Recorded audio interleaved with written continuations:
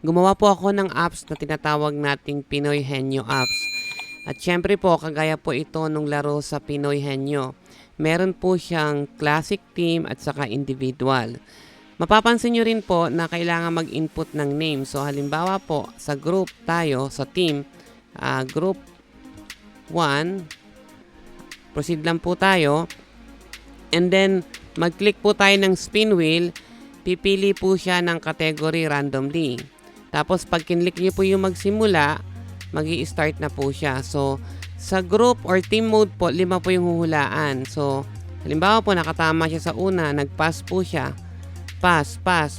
Hanggat hindi po nauubos ang oras at hanggat hindi po nahuhulaan, halimbawa po nahulaan ko lahat, pass, saka pa lang hihinto po yung game. So, it's either maubos po yung oras o mahulaan po lahat.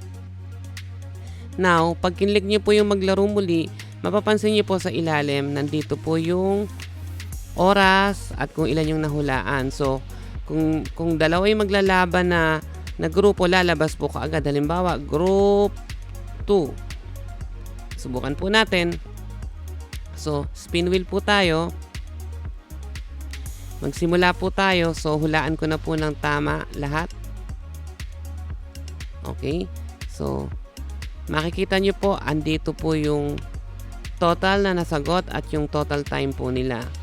At makikita nyo po, yung may pinakamataas na ranking ay yung nasa una, automatic po. Now, sa individual po, ganun din, mag-e-enter po kayo ng name. So, click nyo po yung proceed. Spin po tayo. Tapos, magsimula po tayo. So, yan po, halimbawa, yan. Tapos, kung tumama po, lalabas din po siya. So, yan po yung kagandahan sa kanya. So, mare-record po.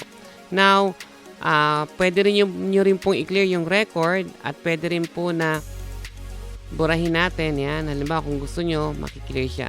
Pwede nyo rin pong baguhin yung mga salita na nakapaloob. So, halimbawa po, gusto nating baguhin, i-click nyo lang po ito. And then, may password po siya. Ang password ay Erlan. Ulitin ko po. Ang password ay ERLAN o Erlan. Small letter lang po. Pwede nyo pong baguhin yung category sa tao, bagay, hayop. Lahat po na yan. Pwede nyo baguhin at i-edit. At kung nabago nyo na po ito, pwede nyo i-save. So, changeable po lahat ng content niya. Yun po yung kagandahan sa kanya. So, kung meron po kayong comment, suggestion, pwede po kayong mag-iwan ng comment sa video to. At ito po ay pwede sa smartphones, Android, iPads. At maliit lang po yung file size niya. Pakita ko po sa inyo. Ang file size niya lang po ay 35 kilobytes. So, ganun lang po siya kaliit.